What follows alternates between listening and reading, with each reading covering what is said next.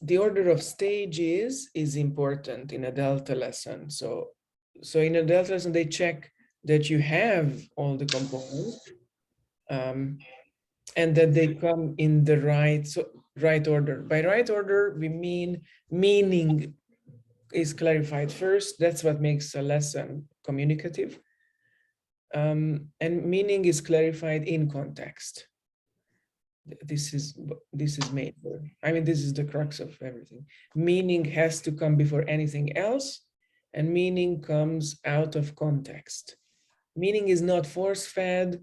Meaning is not like, okay, here are the 5 items, you know, we drill it, they don't even know what's happening. They're already drilling tsunami, and or grammar-wise, you know. And then finally we give them a text where they get to see how the target language behaves in context. That is an automatic fail in Delta terms, because first they have a text written or listening, and they see ample examples of the items. That was another concern. I was just happy that we had a text here, and you wrote a very good one. So it was B2 level. All the items that you planned to teach were in it. I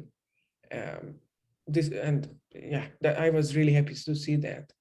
And the next step will be to see how you can include each item once or twice, or even 3 times, which is gonna feel a bit less authentic, I know, but this is not an authenticity context. I mean, we wanna display the items. We want them to encounter the items in context a bit more, because if they only see each word once, their brain won't have enough information about or the meaning of those words or how they behave, the mechanics of the words. Like, okay, this seems like a verb because this is conjugated, so what's happening here?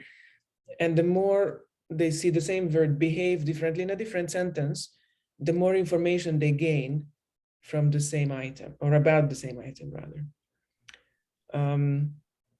And